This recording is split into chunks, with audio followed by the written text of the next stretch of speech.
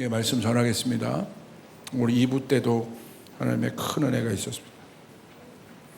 제가 이번 미국 여정 때 우리 목사님들과 함께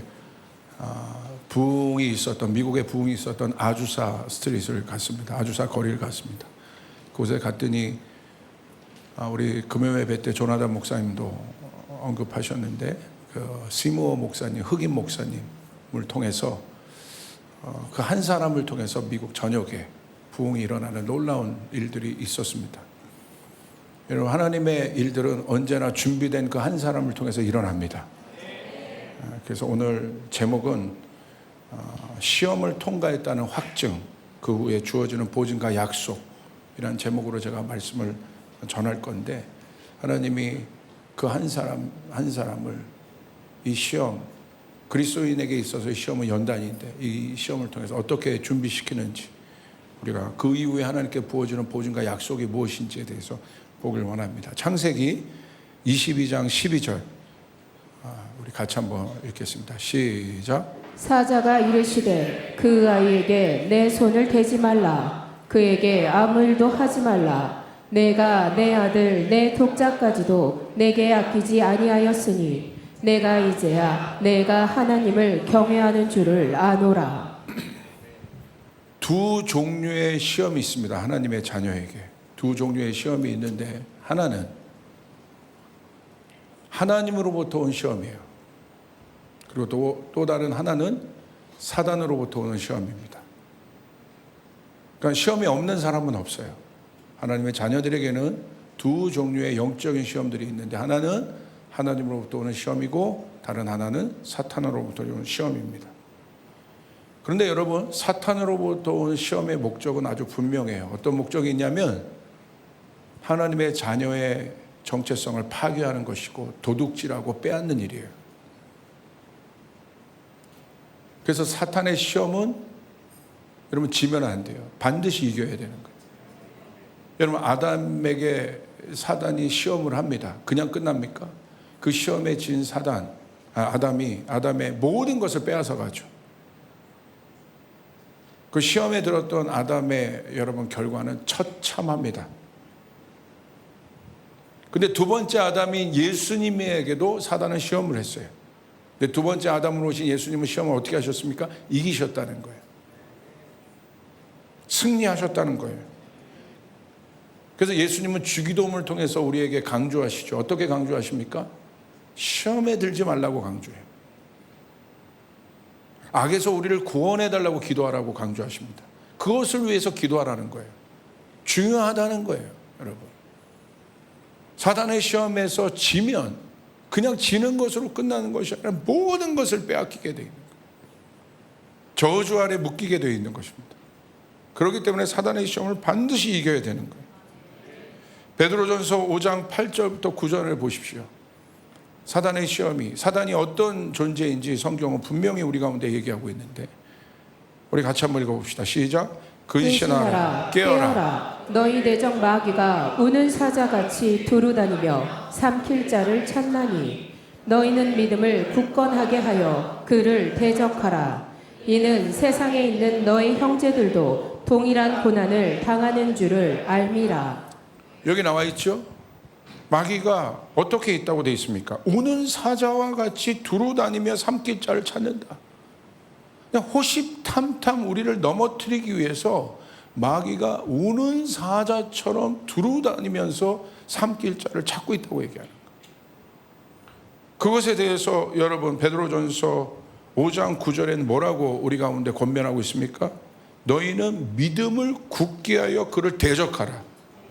그러니까 여러분 잘 알아야 돼요. 마귀는 타협의 대상이 아닌 겁니다. 마귀는 여러분 대적하여야 될 대상이에요. 사단은 이겨야 될 대상인 것이에요. 믿음을 굳게 하고 굳게 해서 대적하라. 그래서 여러분에게 제가 권면해 드리는 것은 평상시에 주기도문 기도를 많이 하세요. 저는 이 기도를 많이 해요. 어디 갈 때마다. 그러니까 틈만 나면 주기도문 기도를 합니다. 왜? 주님이 우리 가운데 그 기도를 하라고 얘기하신 거예요. 시험에 들지 말게 하십시오, 주님. 오늘 내가 살아가는 동안 시험에 들지 말게 하십시오. 내가 오늘 이런 모임에 나가는데 하나님 내 마음에 시험에 들지 말게 하여 주십시오. 그리고 저는 제 자녀들을 위해 기도할 때도, 성도들을 위해 기도할 때도 주기도문을 갖고 기도해 줄 때가 많아요. 하나님 시험에 들지 말게 하십시오. 그리고 악에서 구원해 주십시오. 여러분 그 기도를 많이 하시길 바랍니다. 두 번째, 하나님으로부터 온 시험이 있어요. 반대로 하나님으로부터 온 시험의 목적은, 여러분 사단의 시험과 다릅니다. 하나님으로부터 온 시험의 목적은 연단입니다. 연단은 무엇입니까? 강하게 하는 것이에요. 대장장이가 여러분 그 풀무불에서 철을 강하게 하는 것처럼, 그래서 연단이라고 하는 거예요. 단단하게 하는 것이에요. 왜 단단하게 할까요? 하나님으로부터 온 시험은 시험의 속성이 있는데, 시험을 내가 현재형으로 받는 것 같지만 왜 내가 시험을 받을까요? 왜 연단 받을까요? 그것은 하나님의 시험의 속성은 미래적인 거예요. 장차 일어날 일에 대한 준비 때문에 그렇습니다. 여러분을 향한 하나님의 계획이 여러분 있음을 믿으시길 바랍니다. 그런데 그 계획이 그냥 이루어지는 것이 아니에요. 준비된 자에게 이루어지는 거예요. 그러니까 역설적으로 하나님의 뜻이 우리의 삶 가운데 빨리 이루어지기를 원하는 사람은 역설적으로 뭘 해야 되느냐? 준비되어져야 된다는 거예요. 탓할 게 아닙니다. 이스라엘 백성이 가나안에 여러분 들어가기 위해서는 뭐합니까? 광야에서 그들이 빨리 준비되었으면 되는 겁니다. 아주 심플한 거예요. 복잡한 게 아닙니다. 준비되어져야 되는 거예요. 그럼 한번 쫓아가겠어. 준비되면 하나님이 일하신다. 어떻게 보면 하나님의 뜻이 나에게 아직 이루어지지 않는 이유는 무엇입니까? 그렇게 원하는데 준비가 안 된 겁니다. 아직 준비가 안 된 거예요. 여러분 막 경제생활 겨우겨우 하는 어떤 사회초년생에게 막 여러분 막 마이바흐나 막 그런 차를 줘보세요. 줘도 못 타요. 무슨 말인지 탈 수는 있나? 탈 수는 있나? 준비되어지는 것이 중요하다는 거예요. 여러분 그것이 굉장히 중요하다는 사실 여러분 아셔야 돼요. 그래서 하나님은 우리를 시험하시는 거예요. 연단하시는 거예요. 시험을 통해서 우리를 연단하시는 거예요. 우리가 또 한번 정리해 봅시다. 시험이 없는 하나님의 자녀들은 없습니다. 내가 하나님의 자녀인데 내 삶 가운데 시험이 없다? 성경은 역설적으로 뭐라고 얘기하는 줄 아십니까? 그 사람은 하나님 자녀가 아니라는 거예요. 하나님의 자녀라면, 내가 하나님의 자녀라면 시험이 어렵습니다. 힘듭니다. 연단이 쉬운 것이 있습니까? 내가 단단해지는 과정이 쉽습니까? 쉽지 않아요. 운동도 여러분 단단한 운동을 하려면 쉽지 않지요. 쉽지 않은 거예요. 연단한다는 게, 트레이닝 된다는 게. 예수님의 제자가 된다는 게 쉬운 게 아닙니다. 예수님의 제자를 디사이플이라고 하죠. 이 디사이플은 뭡니까? 디서플린 된다는 거예요. 훈련되어져야 된다는 거예요. 뭘 훈련해요? 땅에 살면서 하늘에 정렬되는 훈련을 해야 되는 거예요. 예수님을 따라가는 디서플린이 돼야 된다는 거예요. 그럼 그렇기 때문에 디서플린, 훈련이 없는 제자는 있을 수 없습니다. 훈련받지 않고는 예수님을 따라갈 수가 없다는 사실을 알아야 돼요. 우리의 마음의 어떤 여러분 다짐으로, 우리의 감정적인 어떤 것들로는 예수님을 절대 따라갈 수 없어요. 훈련이 필요한 것입니다. 아멘? 제가 아까 군부대 보여드렸는데 왜 군부대 갈까요? 왜 군인이 될까요? 훈련받아야 돼. 받은 사람이 군인이기 때문에. 훈련받아야 총도 쏠 수 있는 거고, 여러분 대형도 갖출 수 있는 거고, 전략도 구사할 수 있는 거죠. 훈련받아야 된다는 거예요. 그렇기 때문에 시험이 없는 하나님의 자녀들은 없습니다. 저도 이 시험이 싫어요. 제 속마음으로. 어떻게 보면 하나님 연단이 싫어요. 솔직하게. 그러나 내가 하나님의 자녀라면, 하나님 앞에 내가 쓰임받는 목사라면, 이 교회가 하나님 앞에 쓰임받는 교회라면 반드시 하나님은 훈련하신다는 거예요. 시험으로 연단하신다는 사실이에요. 오늘 말씀을 볼까요? 히브리서 12장 6절. 주께서 그 사랑하는 자를 징계하시고, 오늘 뭐라고 되어 있습니까? 하나님이 사랑하기 때문에 징계하신다는 거예요. 그가 받아들이시는 아들마다 책찍질하심이라. 하나님이 누구를 채찍질해요? 아들이기 때문에 채찍질한단 말이에요. 이게 역설적이죠. 예. 제가 부모인데 지나가는 어떤 아이들이 있습니다. 근데 제가 너 잘못했지, 일로 와, 채찍질 하겠습니까? 웃긴 거잖아요. 근데 오늘 성경에 나와 있어요. 하나님의 아들이기 때문에 채찍을 한다. 하나님이 이스라엘을 하나님의 자녀의 나라로 부르셨습니다. 이스라엘 가운데 채찍질 하십니다. 이 히브리어로 무사르라고 하는데 채찍질을 하십니다. 왜 채찍질 하십니까? 하나님의 자녀이기 때문에 하나님 채찍질 하신다는 거예요. 7절 너희가 참음은 징계를 받기 위함이라. 하나님이 아들과 같이 너희를 대우하시나니 어찌 아버지가 징계하지 않는 아들이 있으리요. 징계가 어렵습니다. 힘든 거예요. 시험이에요. 연단이에요. 어렵습니다. 그런데 여기 뭐라고 나와 있습니까? 징계하지 않는 아들이 어디 있겠느냐. 하나님의 자녀라면 그 징계가 있다. 그 시험과 연단이 있다. 당연한 것이다. 오늘 가짜 복음은 하나님의 복음 안에 시험과 연단이 없다고 가르치는 게 가짜 복음이라는 거예요. 그러니까 우리가 나약한 그리스도인들이 되는 것이에요. 여러분, 하나님의 자녀들에게는 징계가 있습니다. 연단이 있습니다. 성경적으로 봐야 되는 것이에요. 그 징계가 어렵고 힘들고 참아야 되는 것들이지만 오늘 성경 우리 가운데 얘기하고 있는 거예요. 하나님의 아들이기 때문에 징계하신다는 거예요. 그러면서 8절에 징계는 다 받는 것이오늘 너희에게 없으면 사생자요 친아들이 아니리라. 그죠? 징계가 없는 사람, 내 인생에 징계가 없어, 연단이 없어, 시험이 없어. 근데 성경은 역설적으로 뭐라고 얘기하는 줄 아세요? 사생자야. 그걸 자랑할 게 아니라는 거예요. 그건 비성경적인 것입니다. 여러분, 하나님의 시험 가운데 있는 분들이 있습니까? 하나님의 연단 가운데 있는 분들이 있습니까? 왜 연단 받습니까? 왜 시험을 통하여 연단 받아요? 시험은 감당하기 어렵다는 거예요. 어려운 일이라는 거예요. 그래서 시험이라는 거예요. 하나님으로부터 온 시험이 여러분 감당하기가 어려울 때가 있죠. 그런데 그 시험에는 목적이 있다는 거예요. 할렐루야. 그 연단에 목적이 있으면 여러분 믿으시길 바랍니다. 우리가 충분히 이겨낼 수 있다면 그것은 시험이 아니죠. 그렇기 때문에 시험은 어렵지만 우리가 그 시험의 구간에 들어갈 때는 하나님의 목적이 있다는 사실을 분명히 알아야 합니다. 그럼 하나님은 왜 시험하실까? 이 시험에 의도가 있습니다. 하나님의 시험에 의도가 있다는 거예요. 왜 하나님 꼭 시험하셔야 될까? 자, 시험은 무엇입니까? 시험의 목적은 구별해 있습니다. 시험이 없으면, 자, 학교에서도 시험이 없으면 저 학생이 실력이 있는지 없는지를 어떻게 압니까? 오디션 같은 게 시험이잖아요. 그 오디션이 없으면 저 사람이 진짜 노래를 잘하는지 못하는지 여러분 그걸 어떻게 알 수 있습니까? 그러니까 시험의 목적은 구별하는 것입니다. 진짜와 가짜를 구별해내는 거예요. 그래서 하나님이 시험하시는 거예요. 하나님으로부터 온 시험의 의도는 분명합니다. 하나님은 어디를 시험하는 줄 아십니까? 환경을 통해서 우리를 시험하는 것 같지만, 사람을 통해서, 재정을 통해서, 어떤 어려움을 통해서 우리를 시험하는 것 같지만 결국 하나님의 시험의 목적지는 어디냐면 우리의 중심에 있어요. 우리의 마음에 진정성이 있느냐 없느냐를 보시는 거예요. 저 마음이, 나를 향한 마음이, 우리가 하나님 앞에 여러분 결단하고 하나님 앞에 나가지 않습니까? 여러분, 하나님으로부터 온 하나님의 사람들은 하나님으로부터 온 사명이 있는 거예요. 여러분을 향한 하나님의 계획이 사명인 거예요. 할렐루야. 네. 여러분 믿습니까? 네. 근데 하나님 보시는 거예요. 그 사명이 진짜 사명인가? 진짜냐 가짜냐? 그것을 보시는 거예요. 그 마음의 진정성. 하나님의 뜻은 사람을 통해 이루어지기 때문에 하나님은 반드시 하나님의 뜻을 사명으로 우리 가운데 주신다는 거예요. 사명은 무엇입니까?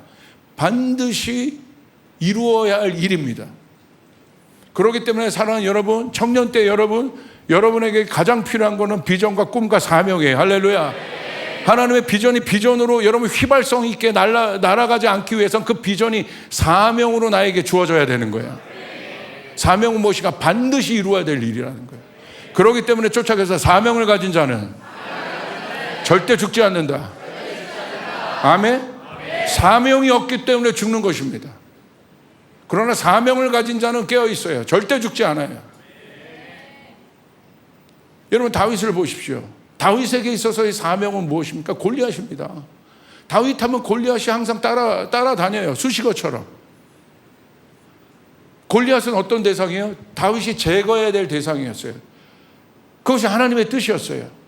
그 골리앗이 다윗에게 뭘로 주어집니까? 사명으로 다윗에게 주어집니다. 자, 다윗에게 그 골리앗을 내가 제거해야겠다고 여러분 사명으로 주어졌습니다. 자, 나가려고 합니다. 그런데 여러분 어떻습니까? 바로 나갈 수 있었습니까? 형들이 방해하죠. 무시합니다. 너 같은 어린애가 무슨 전쟁에 나가겠다고 네가 지금 이러냐? 도시락 배달이나 하러 왔던 네가. 근데 다윗이 거기서 멈춥니까? 멈추지 않아요. 첫째 난관을 여러분 겪습니다. 멈추지 않아요. 어떻게 합니까? 소문을 내요. 형들이 막았을지라도 형들을 설득하다 안 되니까 여러분 소문을 내서 이 소문이 사울 왕의 귀에 들어가게 합니다. 그래서 사울 왕이 결국 다윗을 부르지 않습니까? 근데 여러분 사울 왕이 다윗을 부릅니다. 바로 나가게 합니까? 못 나가게 합니다. 그가 골리앗은 용사고 네가 소년인데 네가 어떻게 싸울 수 있냐는 거야. 철저하게 무시당합니다. 형들에게도 무시당해요. 능력이 없다고 무시당해요. 사울에게도 무시당합니다. 너 같은 실력으로 너 같은 소년이 어떻게 날 때부터 용사인 저 사람을 네가 이길 수 있다고 그러느냐. 근데 다윗이 거기서 멈춥니까? 멈추지 않는다는 거예요. 그게 사명이에요, 여러분. 할렐루야. 그게 다윗의 마음 안에 있는 진정성입니다. 하나님이 다윗을 택한 이유가 무엇입니까? 하나님 분명히 얘기하세요. 사람들은 외모를 본다. 외모는 뭡니까? 외형적인 능력. 사람의 기준은 외형적인 능력을 봐요. 저 사람이 뭘 갖고 있고 뭘 잘하고 어떤 능력이 있고 어떤 탤런트가 있는지 그것을 봅니다. 그런데 하나님의 눈은 나는 사람들은 외모를 보나 나 여호와는 중심을 본다고 얘기하고 있는 거예요. 아멘. 하나님께서 쓰시는 사람은 외모적인 능력이 아닙니다. 보여지는 능력이 아닙니다. 하나님께서 쓰시는 사람은 다른 것이 아니라 우리 청년의 때 알아야 될 것은 여러분이 하나님 앞에 쓰임 받으려면 하나님이 누구를 쓰이느냐, 어떤 교회를 쓸 것이냐, 어떤 일터를 쓸 것이냐 우리가 알아야 돼요. 성경대로 하나님은 그것을 보는 것이 아니라 중심을 보는 거예요. 중심을. 오늘 다윗이 여러분 그런 난관 골리앗과 싸우는데 그 난관이 있음에도 불구하고 포기하지 않았던 이유가 무엇입니까? 그 마음 안에 진정성이 있는 겁니다. 진정성이 있기 때문에 난관이 와도 그 진정성은 진짜였던 거예요. 포기하지 않는 겁니다. 그런데 여러분 처음에는 내가 하나님을 위해서 그렇게 살겠다고 하고 막 나갑니다. 조금 나가다가 어려움이 와요. 그럼 그냥 쉽게 놔버리는 사람이 있어. 하나님 묻는 거예요. 네 마음의 중심에 있었던 그 마음이 진정성이냐고, 그게 진짜냐고. 내가 능력이 없어서 난관 앞에서 놓은 것 같으나 여러분 그거는 내 능력의 문제가 아닙니다. 하나님의 일은 영적인 거예요. 능력의 문제가 아니에요. 중심의 문제라는 거예요. 할렐루야. 제가 여러분 교회를 개척할 때 얼마나 진짜 어려웠어요. 힘들었어요. 재정적으로 어렵고 힘들었습니다. 근데 하나님께서 주신 비전이 있었어요. 어떤 비전? 다음 세대를 살리는 거. 아멘? 다음 세대를 살리는 게 내 비전이었어요. 그리고 여러분 다음 세대를 세워서 예배하게 하는 거. 그것이 비전이었습니다. 건물 없습니다. 아무것도 없습니다. 돈도 없습니다. 어떤 것도 없어요. 먹고 살 일이 막막합니다. 어떻게 하겠습니까? 포기하겠습니까? 포기하지 않았던 이유. 어려움에도 불구하고 영어 알바하면서 우리 가족을 먹으면서 여러분 교회를 개척해 왔는데 그럼에도 불구하고 몸은 고되지만 포기하지 않았던 이유. 내가 가진 것은 아무것도 없지만 은과 금은 내게 없지만 내가 포기하지 않았던 이유는 무엇입니까? 내 안에 하나님께서 주신 사명이 내 마음 안에 진정성으로 있었기 때문에. 할렐루야. 오늘 하나님은 그걸 물으시는 거예요. 여러분의 마음 안에 있는 진정성 진짜냐고 묻는 거예요. 네 마음이 진짜냐? 나를 향한 너의 마음이 진짜냐? 근데 많은 청년들이 여전히 여러분 세속적인 세계관에 묶여가지고 하나님 앞에 나갈 때 스스로 참수함을 당해요. 나는 이런 것도 없고 저런 것도 없고 내 환경은 이렇고 저 사람과 비교하면 내 환경이 이렇고 되는 것도 아무것도 없고. 여러분 그러지 않는다는 거. 어디 성경에 그런 것이 있습니까? 우리의 생각이요 성경적이지 않은 너무나 많은 것들로 점철되어 있어요. 그렇기 때문에 예수의 보혈로 여러분의 생각들을 씻고 덮고 발라야 되는 거예요. 할렐루야. 아멘. 그 생각이 있는 한 하나님의 말씀이 들어가지가 않는단 말이에요. 하나님 우리 가운데 그런 적이 한 번도 없어요. 우리의 능력을 구한 적이 없어요. 어디 있습니까? 오히려 여러분 하나님의 일은 영적인 일이기 때문에 우리의 힘과 능이 아니라 오직 성령의 능력으로 하나님의 영의 능력으로 하나님의 일이 여러분 감당하게 되지 않습니까? 여러분, 그러기 때문에 여러분 진짜 여러분 어려운 게 어디냐면 보여지는 외형적 능력이 아니라 중심입니다.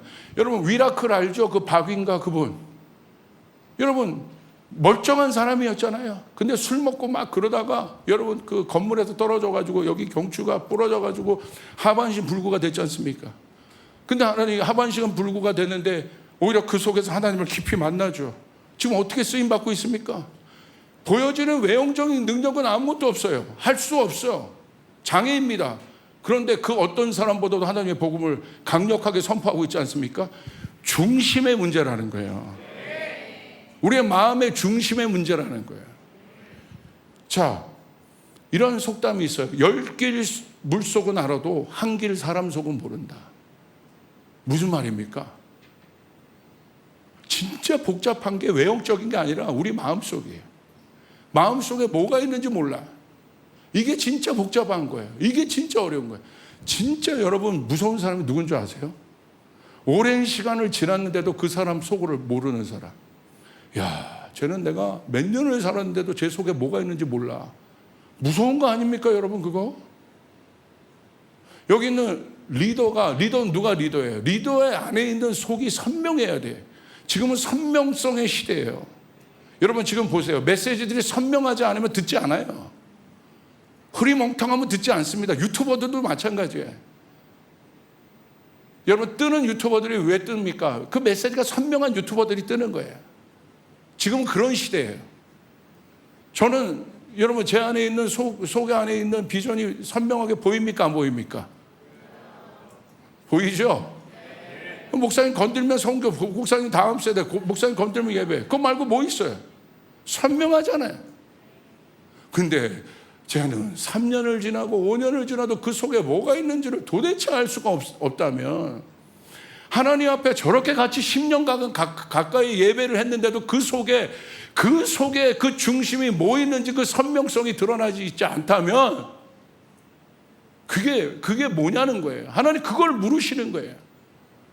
내가 신앙생활 잘한다는 게 여러분 겉으로 보여지는 외형적인 게 아닙니다. 우리의 중심에 대한 문제라는 거예요. 우리 중심의 진정성에 대한 문제라는 거예요.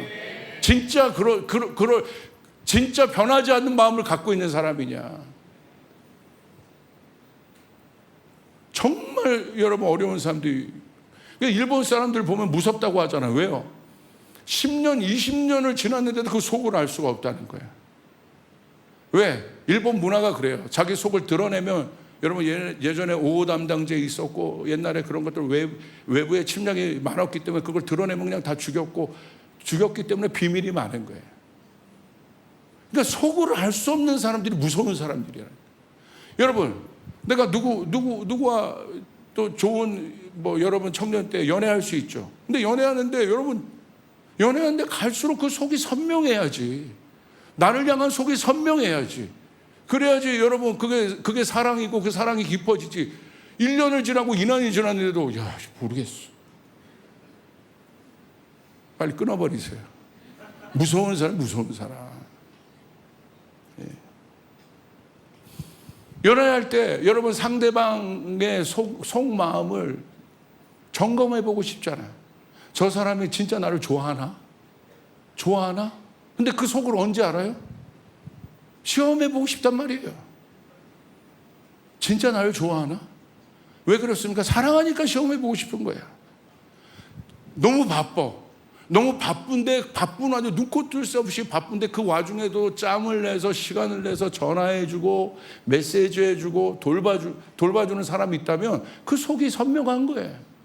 야, 저 바쁜 와중에서도 저 사람 나를 사랑하는구나. 나를 도와주는구나. 예화를 내가 잘못했나? 예? 우리 목사님 그런 연애를 해봤으면 좋겠어요.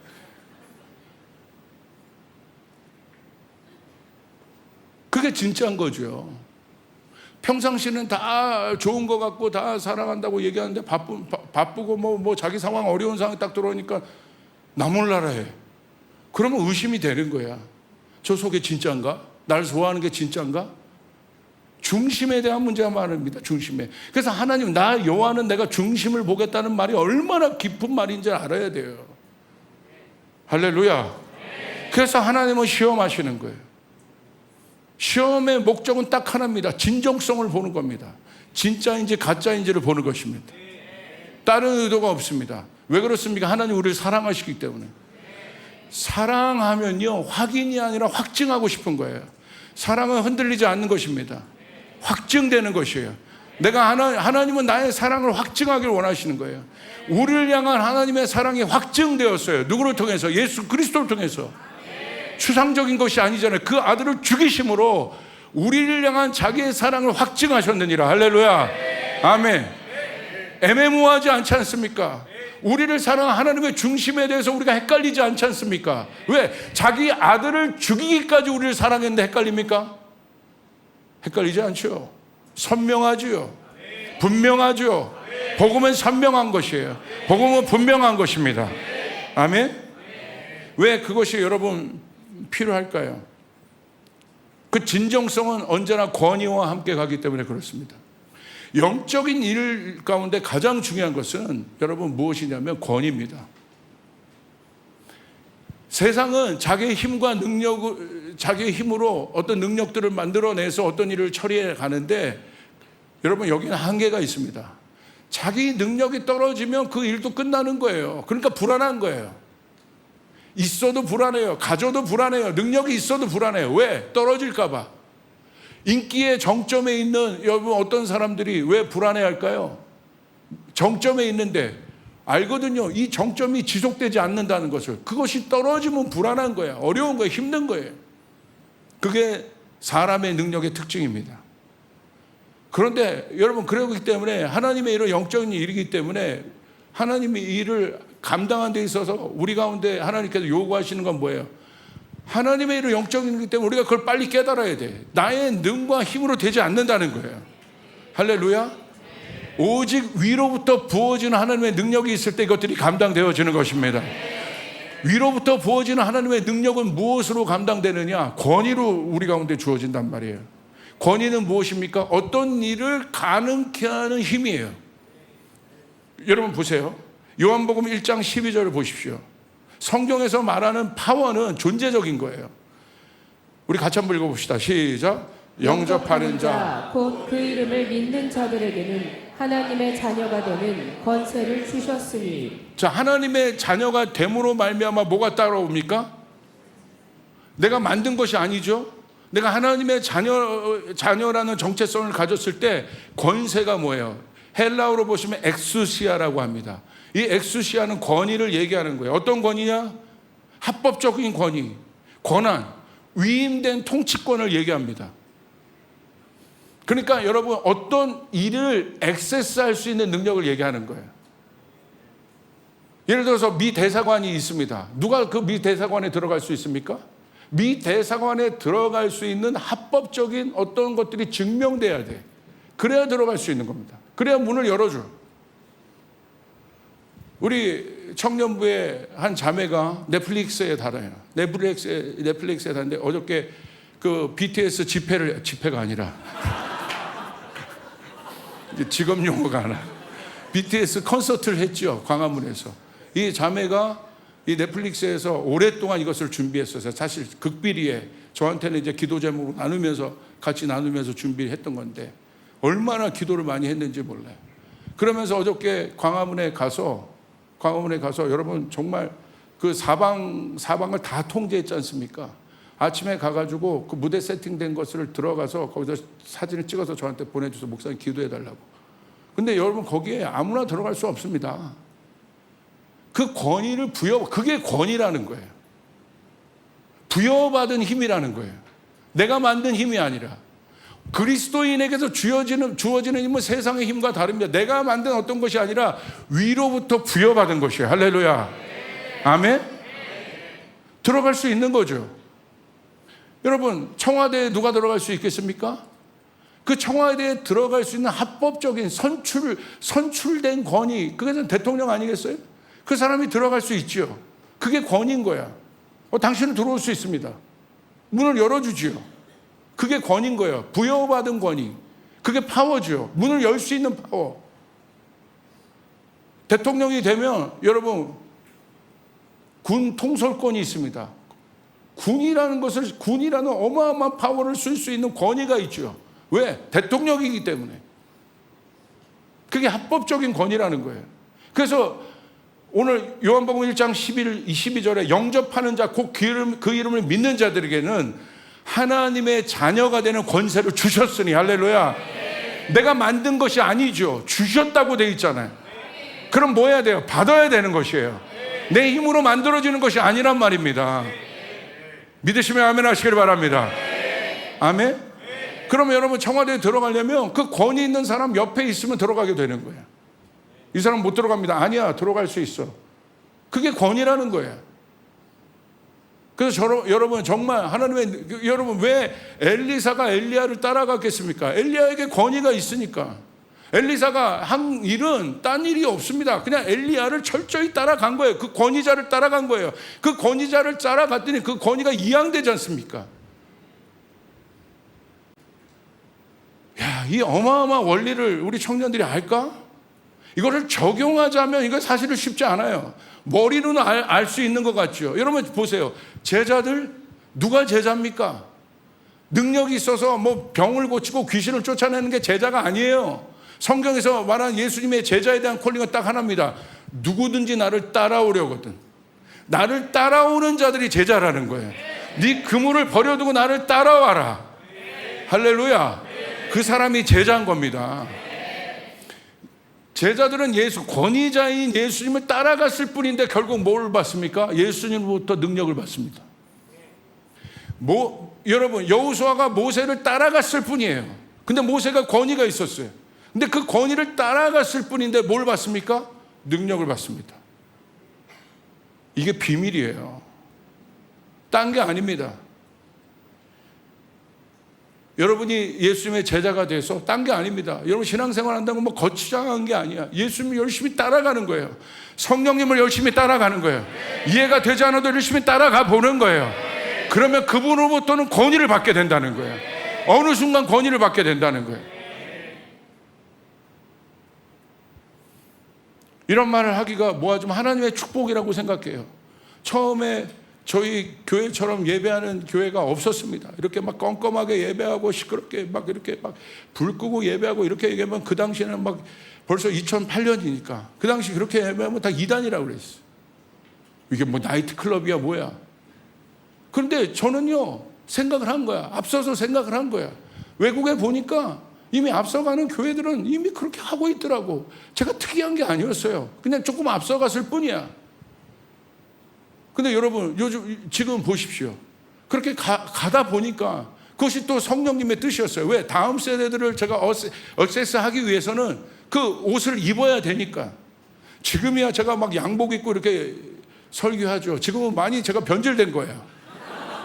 예전에는 막 할렐루야 막 예전에 뭐 티셔츠를 보면 저도 민망해요. 막 여기까지 막 파진 막 티셔츠.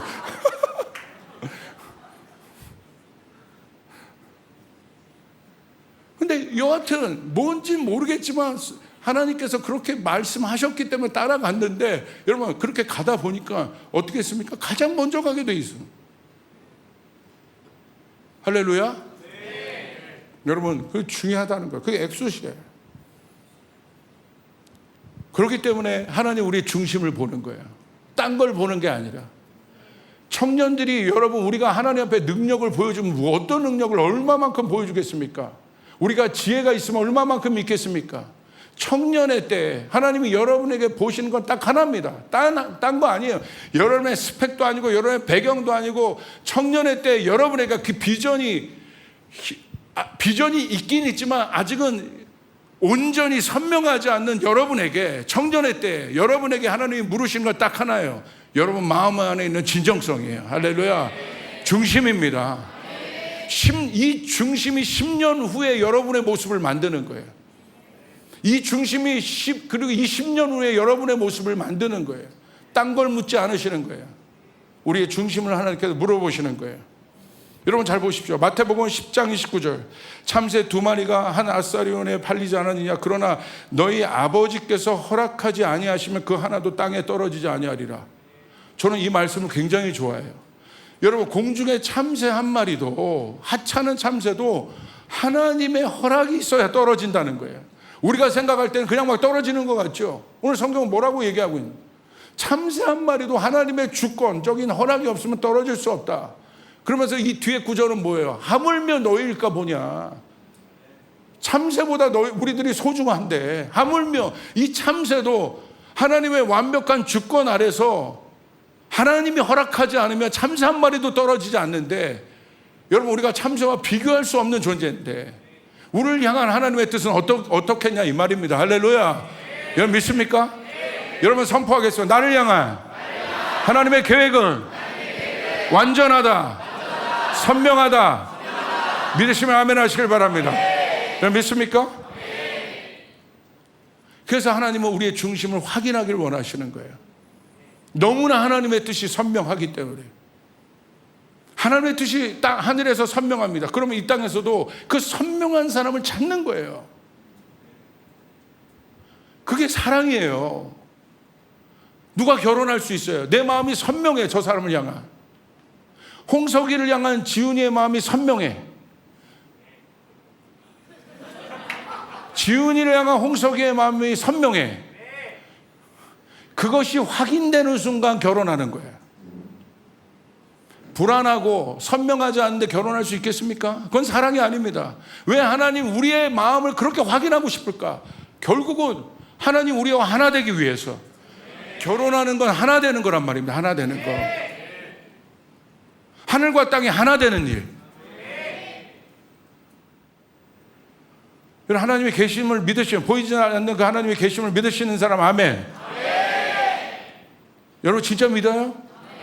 제가 유튜브를 봤더니 5살짜리 꼬마가 엄마에게 설명을 해주는 거야. 보이지 않는 하나님에 대해서. 엄마, 그랬더니 그게 뭐 릴스에 노래, 서울대 교수도 놀란 이 꼬마 아이의 설명. 본 사람이 있습니까? 뭐라고 설명해? 엄마, 하나님 안 보이시잖아. 안 보이시지? 그런데 그거는 말이야, 나는 호랑이를 본 적이 없어. 꼬마애가 5살짜리가 나는 호랑이를 본 적이 없어. 그런데 엄마 호랑이는 있잖아. 그렇지? 그런 것처럼 하나님이 있는 거야. 하나님을 본 적이 없는데 하나님이 있는 거야. 기가 막힌 설명이죠. 동의한다면 박수. 아멘? 그 하나님이 계신 겁니다. 그러면서 그 얘기를 하더라고. 하나님께서는요, 이 땅에 그 선명한 사람을 찾는 거야. 그 중심에 선명함이 있는 사람. 여러분 하나님의 마음을 왜 의심합니까? 자기 아들을 죽이기까지 우리를 선명하게 사랑하셨는데 어떻게 그 선명성을 더, 우리를 사랑하는 선명성을 어떻게 어떤 방법으로 더 증명해야 됩니까? 자기 아들을 죽이시기까지 우리를 사랑했다고 여러분 기록되어 있는데, 그것이 역사적인 사실인데 어떻게 얼마만큼 뭘 더해야 그 사랑의 선명성이 우리 가운데 증명될까요? 하늘은 문제가 없어요. 하나님을 찾는 거예요. 이제 복음은 선명한 거예요. 우리의 중심이 선명해야 되는 거예요. 여러분 믿으시면 아멘 하시길 바랍니다. 그래서 하나님은 그 중심을 확인하는 시험을 하십니다. 오늘 본문에 나온 사람이 누굽니까? 아브라함입니다. 하나님이 아브라함을 시험하십니다. 이건 분명히 시험입니다. 왜? 이 시험을 통해서 아브라함이 복을 받거든요. 하나님의 시험은 시험으로 끝나지 않아요. 반드시 미래와 연결되어 있습니다. 장차 이루어질 하나님의 뜻과 연결되어 있습니다. 근데 여러분 그 시험은 어떤 시험이었습니까?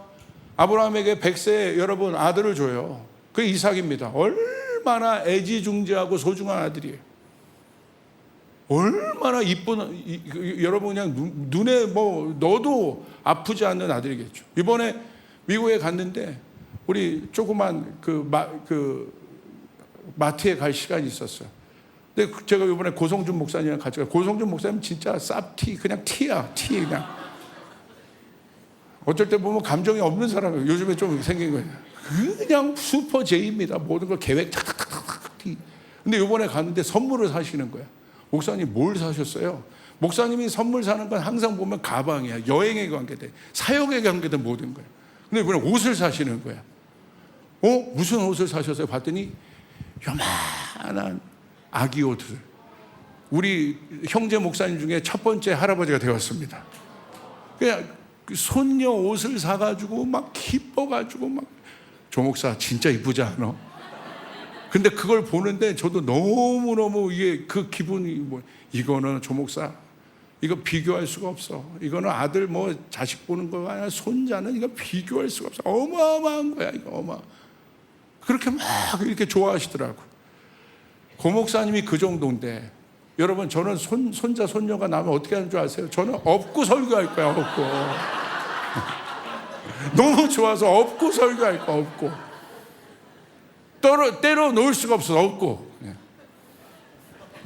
여러분 보십시오. 최초로 손자를 업고 설교하는 손녀를 업고 하는 그럴 정도로 사랑하는 게 이삭이란 말입니다. 아브라함에게.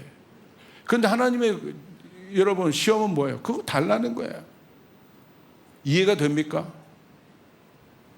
이해할 수 없죠. 하나님의 시험을 이해할 수 있습니까? 이해할 수 없죠. 우리는 전지적 작가 시점으로 보면 이해할 수 있어요. 이미 결과를 알기 때문에. 그런데 그 당시에 있었던 아브라함의 심정으로 돌아가 보십시오. 이해가 됩니까? 주실 때는 언제고 이 소중한 아들을 나한테 다시 달란다. 근데 달라는 것도 어떻게 달래요? 제물로 드리라는 거잖아. 제물로 드리라는 건 뭐예요? 아브라함의 손에 칼을 쥐어주고 자기 손으로 그 아들을 죽이라는 거예요. 이 하나님을 받아들일 수 있겠냐고. 이건 진짜 시험이죠. 이해가 안 되죠. 정말 시험 들죠. 여러분 하나님을 왜 아브라함을 향한 하나님의 계획은 뭐였습니까? 아브라함을 통해서 새로운 믿음의 자손을 일으키기를 원하는 거예요. 그 믿음의 자손의 시작이 되기를 원하시는 거예요. 여러분 아브라함을 통해서 여러분 하나님의 그 축복의 씨앗이 아담으로부터 끊겼던 축복의 씨앗이 아브라함을 통해서 여러분 오늘날까지 이어지고 있는 것입니다. 어떻게 이어지고 있습니까? 아브라함의 그 축복의 씨앗이 너를 통하여 너의 씨앗이 민족을 이루게 될 것이다. 하늘의 별과 같이 바다의 모래와 같이 많게 될 것이다. 근데 그것이 여러분 추상적인 것으로 끝납니까? 어떻게 이루어집니까? 이스라엘이 만들어지죠. 아브라함, 이삭, 야곱에 가서 이스라엘이 되죠. 이스라엘이 있었기 때문에 여러분 결국은 보십시오. 이스라엘이 있었기 때문에 우리가 하나님을 알게 된 거예요. 먼저 유대인들이 복음을 받아들였기 때문에 이 유대인들에게 먼저 받아들인 복음이 신약에 와서 예수님을 통해서 새 언약이 되어서 구약의 언약이 새 언약이 되어서 오늘 우리까지 전파되어져서 우리가 오늘 이방인에도 불구하고 아브라함의 축복의 씨앗을 받을 수 있게 되는 이 놀라운 하나님의 섭리 안에 들어오게 된 것이에요. 할렐루야. 아멘. 이 어마어마한 약속, 이 약속을 아브라함을 통해서 하나님이 일으키기를 원하는 거예요. 이 엄청난 약속을, 이 엄청난 축복을. 근데 하나님은 어떻게 하셨습니까? 시험하신 거예요. 그 중심을 시험하신 거예요. 진짜 네가 나의 복을 원하느냐? 진짜 네가 내 복을 원하느냐? 아브라함아, 네가 내 복을 진짜 원해? 네가 온전히 나만을 신뢰해? 네 능력이 아니라 네 중심이 나를 신뢰하니? 하나님 그걸 묻고 있는 거예요. 오늘 여러분에게도 묻고 있는 거예요. 네 중심이 나를 신뢰하니? 오늘 네 중심이 나를 믿니? 내가 정말 너에게 복 줄 수 있는 사람이라는 것을 믿고 있니? 그래서 하나님은 시험하시는 거예요. 그것을 확인하기 위해서. 근데 아브라함이 어떻게 합니까? 진짜로 그렇게 했어요. 그리고 여러분 죽이려고 하는 신용만 한 것이 아니라 진짜 죽이려고 칼을 들었어요. 칼을 드는 그 순간 어떻게 했습니까? 하나님의 천사가 아브라함의 손을 잡습니다. 그리고 막습니다. 그리고 나서 여러분 바로 그 순간이 어떤 순간이에요? 시험을 통과한 순간이에요. 시험을 통과했다는 건 아브라함의 중심이 확인되는 순간이었다는 거예요. 그러니까 하나님 뭐라고 하십니까? 창세기 22장 12절 우리 다시 한번 읽어봅시다. 이게 하나님의 시험의 목적이에요. 우리가 좀 크게 한번 읽어봅시다. 시작. 사자가 이르시되 그 아이에게 내 손을 대지 말라. 그에게 아무 일도 하지 말라. 내가 내 아들 내 독자까지도 내게 아끼지 아니하였으니 내가 이제야 내가 하나님을 경외하는 줄을 아노라. 우와, 아브라함아, 넌 진짜구나. 넌 진짜 나를 갈망하고 있구나. 너는 진짜 이 복이 나로부터 온다는 것을 알고 있구나. 자기 자식을 죽이는 이 어마어마한 감당할 수 없는, 이해할 수 없는 하나님의 시험. 이해됩니까? 저라면 어떻게 했을까? 모르겠어요. 이 상황에 왔으면 나 어떻게 했을까? 내 마음, 내 자신을 하나님이 달랜다면 저는 드릴 수 있어요. 진짜 자신 있게. 그런데 정말 내 사랑하는 자녀를 이삭처럼 달라고 한다면 나는 어땠을까? 내 중심은? 이건 상상도 하기 싫어요. 근데 아브라함은 그 중심을 보인 거예요. 하나님을 신뢰한다는 것이 무엇인지, 하나님을 믿는다는 것이 무엇인지. 그러니까 하나님 뭐라고 말해요? 이야, 네가 너에게 소중한 아들도 아끼지 않고 나에게 준 것이라면 뭐라고 하십니까? 그냥 거기서 멈춘 거 아니라 네가 하나님 경외하는 줄을 내가 알겠다. 이것이 바로 시험의 확증입니다. 여러분, 그것이 통과되고 난 후에 어떤 일이 일어납니까? 여러분, 아브라함의 모든 것이 그냥 다 바뀌어버려요. 진짜 하늘이 열려버립니다. 하늘로부터 어마어마한 것들이 부어져요. 하나님이 그냥 보증해버려요. 하나님이 그냥 약속해버립니다. 뭘 약속해요? 창세기 22장 16절부터 18절 뭐라고 되어 있습니까? 16절 이르시되 여호와께서 이르시되 내가 나를 가리켜 맹세하노니 내가 이같이 행하여 내 아들을 내 독자도 아끼지 아니하였은즉. 하나님이요, 아끼지 아니하였구나. 네가 진짜 네가 나를 믿는구나. 내가 그게 확인된다. 이제 네가. 그러니까 하나님이요, 아낌없는 복을 부어주십니다. 내가 내게 큰 복을 주고. 어떤 사람이 이 정도의 복을 받습니까? 내 씨가 크게 번성하여 하늘의 별과 같고 바닷가의 모래와 같게 하리니 내 씨가 그의 대적의 성문을 차지하리라. 그 씨가 누굽니까? 예수 그리스도를 통해서 여러분 대적의 성문이 무너지는 이 놀라운 예언이 아브라함 가운데 지금 보증과 약속으로 주어지는 거예요. 할렐루야. 아멘. 18절 또 내 씨로 말미암아 천하 만민이 복을 받으리니 여기에 여러분과 저도 들어가 있다는 거예요. 할렐루야. 아브라함의 그 중심 하나가 우리가 하나님 앞에 복을 받는 사람이 될 수 있도록 들어가게 돼 있는 이 어마어마한 여러분 시험을 통과한 사람이 아브라함이라는 거예요. 이건 아브라함의 얘기가 아닙니다. 여러분, 오늘도 동일해요. 하나님 앞에 쓰임받고 싶습니까? 저는 쓰임받고 싶어요. 여러분, 어차피 주어진 한 번의 인생 하나님 앞에 쓰임받고 싶습니다. 우리 조이풀 교회가 하나님 앞에 쓰임받는 교회가 되기를 원합니다. 우리의 일터가 하나님 앞에 쓰임받는 일터가 되기를 원합니다. 내 능력이 아니라 하나님이 문을 열어주시고 하나님이 복을 주시기를 원합니다. 아멘. 여러분 믿습니까? 근데 여러분 진짜 믿습니까? 그렇다면 하나님 우리 중심을 확인하시는 겁니다. 너 진짜 원하니? 내가 너에게 주신 사명이 있잖아. 그거 진짜 원해 너? 아, 주님 저 그거 할래요. 아니 알겠어. 근데 너 진짜 원해? 진짜 하길 원해? 네 중심이 그거 진짜 하길 원해? 네가 내 뜻을 진짜 이루길 원해? 그 물으시는 겁니다.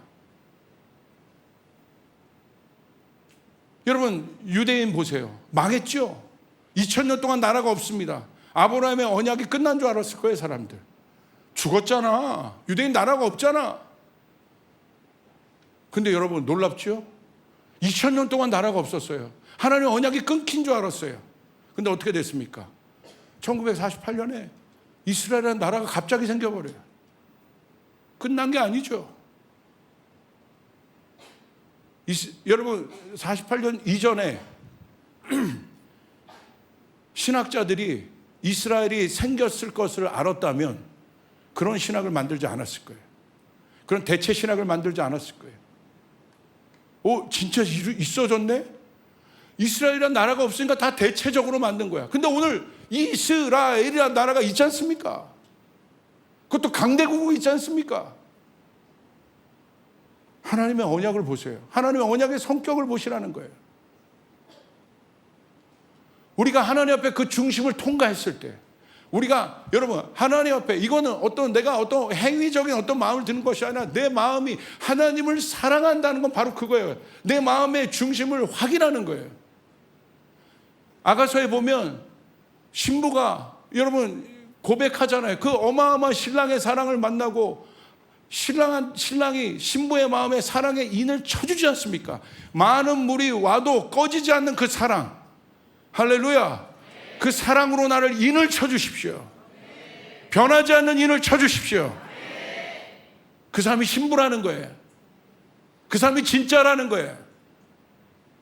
많은 사람이 필요한 게 아닙니다. 오늘 하나님의 뜻을, 여러분 아주사 부흥을 일으켰던 것은 많은 사람이야.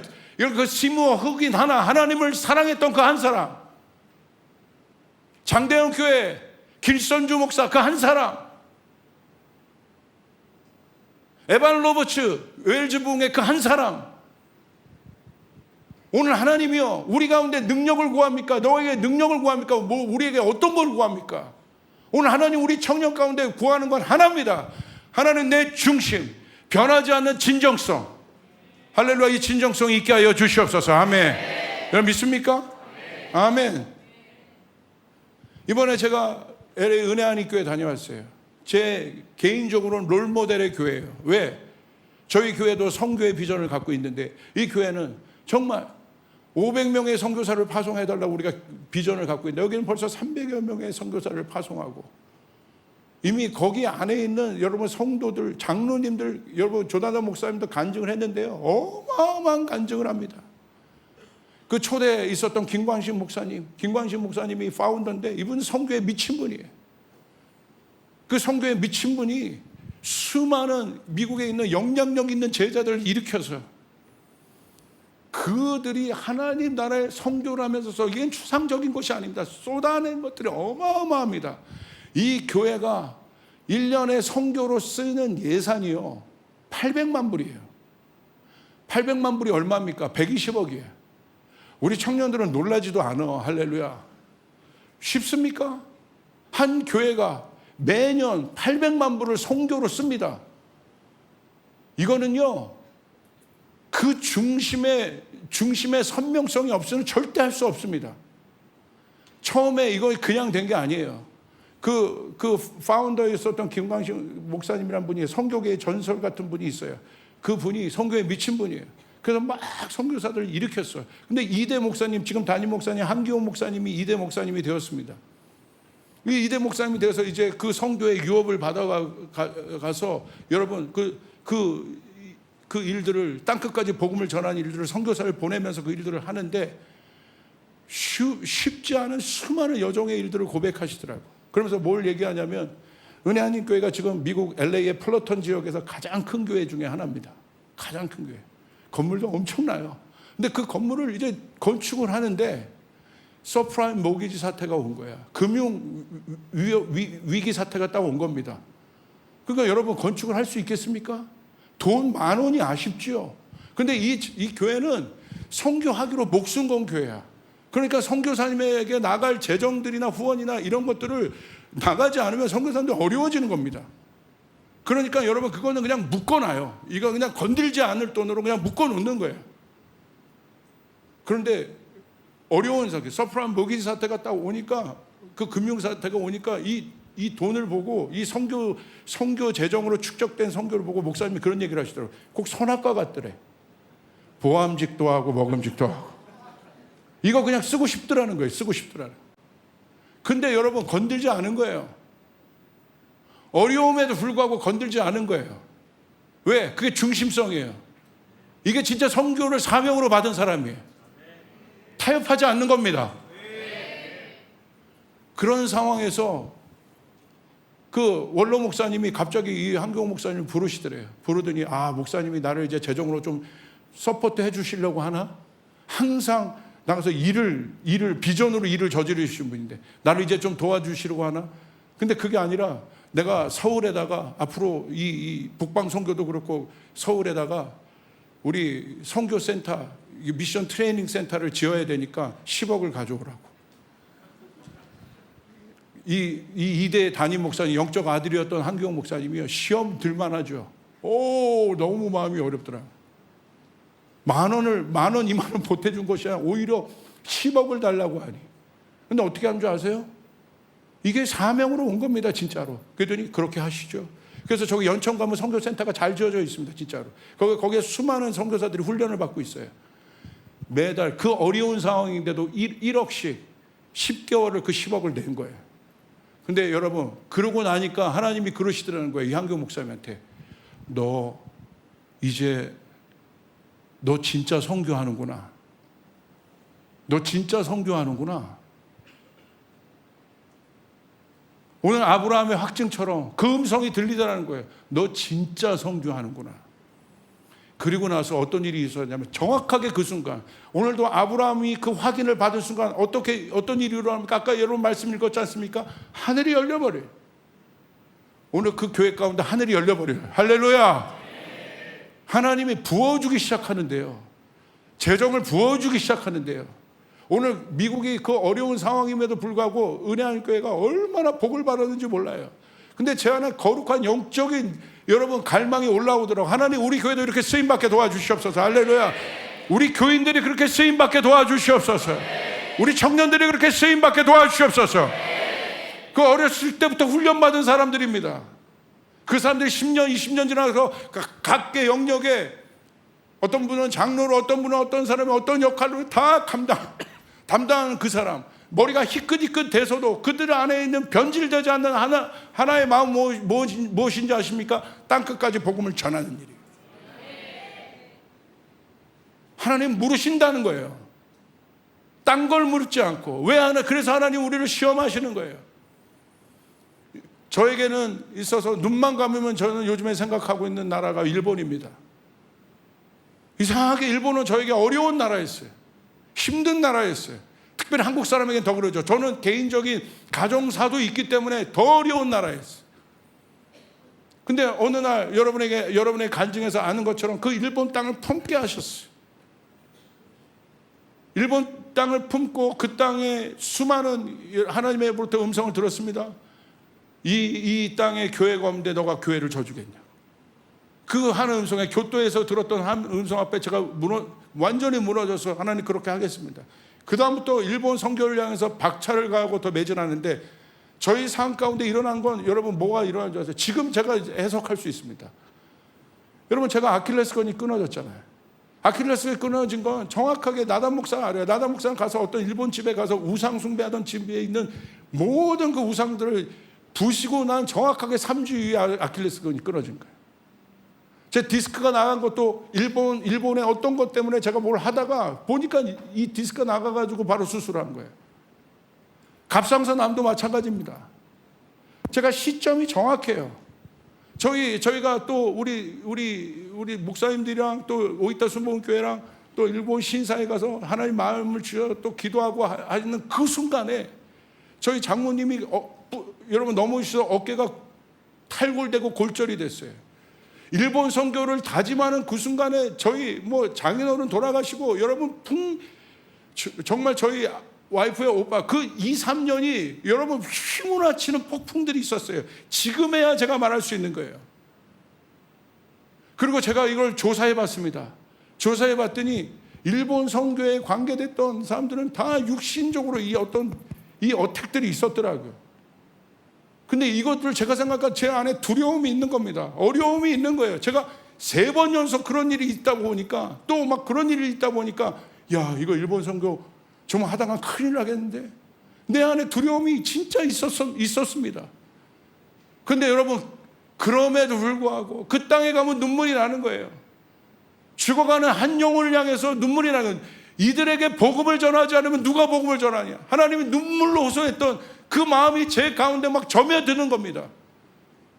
두렵고 힘들지만 하나님 앞에 그것을 결정하고 제 안에 그것이 돌파됐던 계기가 이번 11월 달에 백부에서 가장 큰 공연장을 빌려서 우리가 프라미스랜드 인 재팬을 선포한 그 순간이에요. 할렐루야.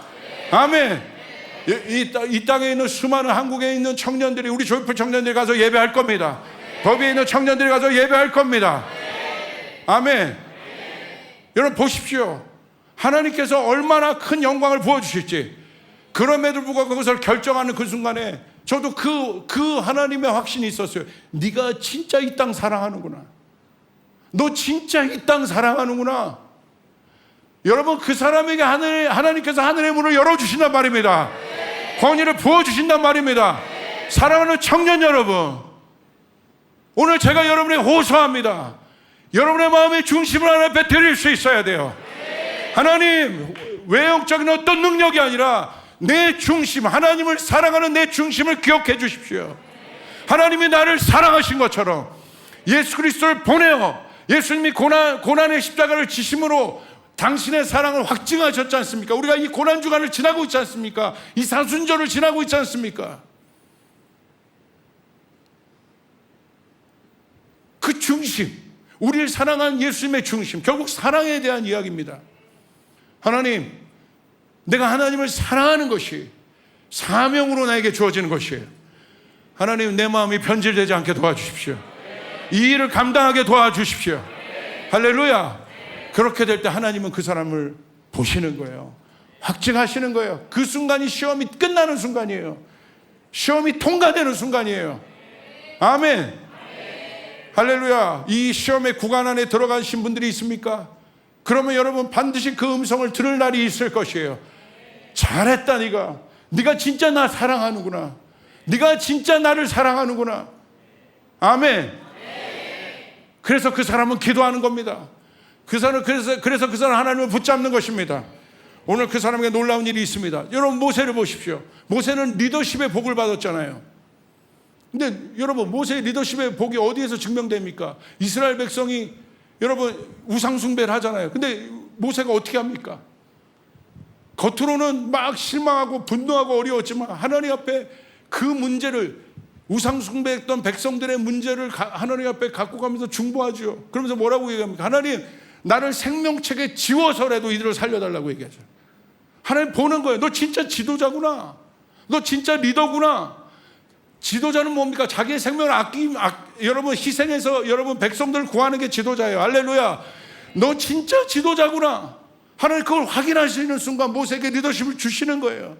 여러분, 다윗은 어떤 사람이었습니까? 하나님을 예배하는 것에 목숨 걸었던 사람이에요. 하나님을 예배하는 일에 여러분 다윗의 전심을 드린 거예요. 그 다윗의 예배가 어떤 예배였습니까? 왕임에도 불구하고 미갈은 다윗의 예배를 여러분 책망했습니다. 비아냥거렸습니다. 자기의 바지가 흘러내리진도 모르고 하나님 앞에 즐겁게 춤췄던 그 영적 예배를 드렸던 게 다윗이에요. 여러분, 하나님이 그런 거, 그 다윗이 예루살렘에 입성할 때 하나님이 그 다윗의 성, 예루살렘 성을 보며 지금도 하나님이 뭐라고 얘기합니까? 헵시바라고 얘기하는 거예요. 나의 기쁨이다. 나의 기쁨이다. 뷸라다. 딜라이트다. 나의 기쁨이다. 나의 신부다. 하나님 그 다윗의 장막의 회복을 아까 찬양 때 했지만 그 장막이 마지막 때 다시 회복되는 것이에요. 왜? 다윗의 중심 때문에. 이 사람 진짜 예배에 미친 사람이구나. 너 정말 나에게 진정한 예배를 원하는구나. 하나님이 다윗의 장막을 통하여 기억하시지 않습니까? 오늘 마찬가지예요. 하나님이 여러분에게 준 비전이 있습니까? 여러분에게 준 사명이 있습니까? 하나님 그것을 달아보신단 말입니다. 진짜 주님, 내가 그것을 원합니다. 주님, 내가 진짜 그것을 원합니다. 그 사람에게 하나님 하늘의 문이 열어지는 것이에요. 시험이 끝나는 것이에요. 확증되는 그 순간 하나님 보증하십니다. 하나님이 약속하십니다. 그리고 그 사람 통해 하나님 나라를 이루시는 것이에요.